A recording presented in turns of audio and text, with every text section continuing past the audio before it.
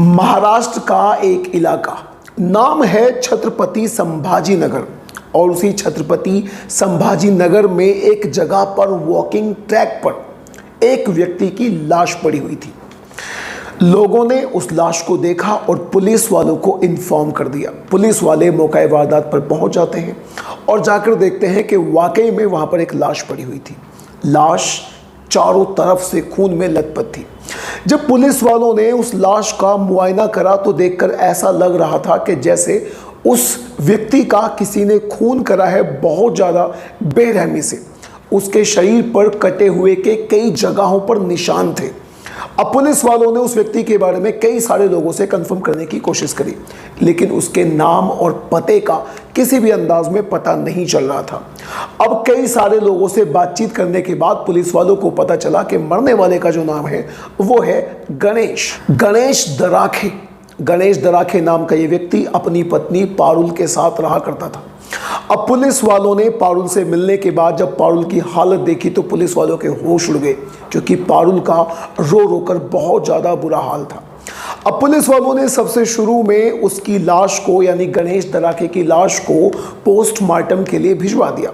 उसे भिजवाने के बाद अब पुलिस वालों के पास, अंतिम संस्कार कराने के बाद पुलिस वालों के पास एक ही काम था, और वो था कैसे भी करके गणेश दराखे के हत्यारे के बारे में पता लगाना कि आखिर गणेश दराखे की दुश्मनी किससे हो सकती है।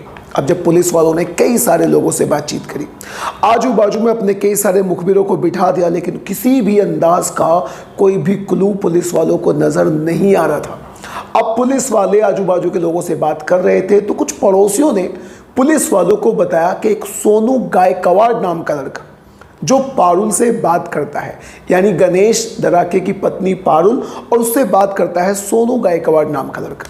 अब पुलिस वालों को हल्का सा ये क्लू मिलता है और पुलिस वाले सोनू गायकवाड़ तक जाने की कोशिश करते हैं, लेकिन किसी भी पुलिस वाले को ये नहीं पता था कि सोनू गायकवाड़ कहाँ का रहने वाला है।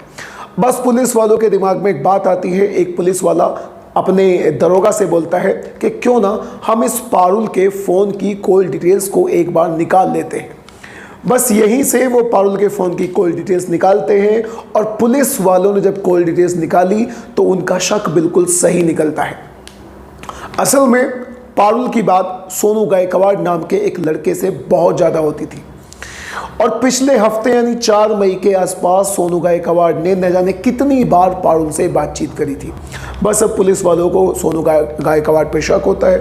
वो पारुल से और सोनू गायकवाड़ से अलग अलग अंदाज में बातचीत करते हैं। पारुल का रो रो कर बुरा हाल था, या यूँ कह लीजिए कि पारुल ढोंग कर रही थी, क्योंकि असल में सोनू गायकवाड़ ने पुलिस वालों को एक ऐसी कहानी सुनाई जिसे सुनकर पुलिस वाले भी हिल जाते हैं। और सोशल मीडिया के माध्यम से जब लोगों को पता चलता है तो लोगों को भी इस बात पर किसी भी अंदाज में यकीन नहीं होता। असल में सोनू गायकवाड़ पुलिस वालों से बोलता है कि जो पारुल नाम की वो औरत है, सोनू गायकवाड़ का उनके घर पर बहुत ज़्यादा आना जाना था। इसी बीच में जब उसकी नज़र पड़ती है पारुल पर तो पारुल से उसे प्यार हो जाता है।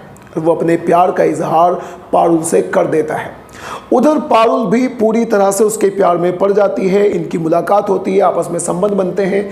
ये एक दूसरे के साथ घूमने के लिए बाहर भी जाया करते थे। बस इतना सब होने के बाद अब पारुल किसी भी अंदाज में सोनू गायकवाड़ के साथ ही अपनी बाकी की ज़िंदगी को गुजारना चाहती थी। उसकी नज़रों में उसका पति उसे बहुत ज़्यादा बुरा लगने लगा था, लेकिन एक दिन हद हो जाती है। एक दिन हद जब हो जाती है जब सोनू गायकवाड़ और पारुल अपने घर में कमरे में एक आपत्तिजनक स्थिति में थे, और बस वहीं पर एंट्री हो जाती है गणेश दराखे की, यानी पारुल के पति की। जब पारुल के पति ने अपनी पत्नी को सोनू गायकवाड़ के सामने ऐसी स्थिति में देखा, एक बहुत ज़्यादा आपत्तिजनक स्थिति में देखा, एक ऐसी गंदी स्थिति में देखा जिसे देखकर कोई भी व्यक्ति शर्मा जाए और खून से पूरी तरह खोल जाए, तो वो सोनू गायकवाड़ पर टूट पड़ता है। उन दोनों में हाथापाई होते हैं। सोनू कैसे भी करके वहां से भाग उठता है, लेकिन अब इसी दिन के बाद में पारुल की और गणेश दराखे की बहुत ज़्यादा लड़ाइयाँ हुआ करती, और अब ये लड़ाई इस हद तक पहुंच जाती है कि अब पारुल किसी भी अंदाज में अपने पति गणेश दराखे के साथ नहीं रहना चाहती थी। लेकिन उसे इंतज़ार था एक ऐसे मौके का कि उसकी ज़िंदगी में कोई ऐसा मौका मिले कि वो सोनू गायकवाड़ के साथ रहना शुरू कर दे, क्योंकि सोनू गायकवाड़ के पास में पैसा नहीं था।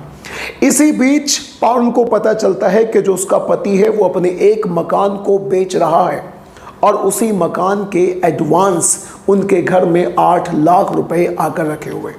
वो सोनू गायकवाड़ से बात करती है और दोनों मिलकर एक प्लान बनाते हैं और अपने प्लान के हिसाब से पारुल उन 8 लाख रुपए में से 2 लाख रुपए निकाल कर सोनू गायकवाड़ को दे देती है। अब सोनू गायकवाड़ अपने दोस्त अमूल चौधरी को 2 लाख रुपए देता है पारुल के पति को खत्म करने के लिए, पारुल के पति को मारने के लिए। जरा सोच कर देखिएगा कि पारुल अपने ही घर में से पैसे दे रही है अपने ही पति को मारने के लिए। ये अपने आप में बहुत ज़्यादा ज़बरदस्त बात है। बस अमूल चौधरी ने, सोनू गायकवाड़ ने और उसके साथ में और भी 2-3 लोगों ने मिलकर 4 मई की सुबह सुबह जब गणेश दराखे अपने घर से अपने काम के लिए निकल रहा था, जैसे वो घर से निकलता है और थोड़ी दूर पर पहुंचता है, उसके ऊपर धारदार हथियारों से हमला कर दिया। उसके ऊपर इस तरह से हमला किया जाता है कि उसके बचने की कोई भी उम्मीद ना हो। उसकी गर्दन पे हमला किया जाता है, उसके पेट पर हमला किया जाता है और देखते ही देखते वो वहीं पर मर जाता है। उसकी हत्या के बाद वो उसकी डेड बॉडी को उठाकर वहीं पर वॉकिंग ट्रैक पर फेंक देते हैं। जब लोगों ने उसकी डेड बॉडी को देखा अगले दिन तो लोगों के होश उड़ गए, उन्होंने पुलिस वालों को इन्फॉर्म कर दिया। अब इस तरह की घटनाओं के बारे में जिनमें एक पति अपने ही पति को अपने आशिक के साथ मिलकर मरवा रही है, यहाँ तक कि पैसे भी अपने ही घर से जा रहे हैं, उसके दिमाग में कहीं ना कहीं ये बात चल रही थी कि जो मकान है उसके 8 लाख रुपए एडवांस आ चुके हैं, बाकी के पैसे भी आने, क्योंकि पूरे 21 लाख में सौदा हुआ था। इन पैसों को लेकर वो सोनू गायकवाड़ के साथ अपने पति को छोड़कर उसे मरवा कर इंजॉय करना चाहती थी, अपनी बाकी की ज़िंदगी उसी के साथ काटना चाहती थी। क्या कहना चाहेंगे आप इस तरह की घटनाओं के बारे में? अपनी राय कमेंट बॉक्स में जरूर बताइएगा। और दोस्तों, अगर आपको क्राइम स्टोरी सुनना अच्छा लगता है तो चैनल को सब्सक्राइब करना बिल्कुल भी मत भूलिए।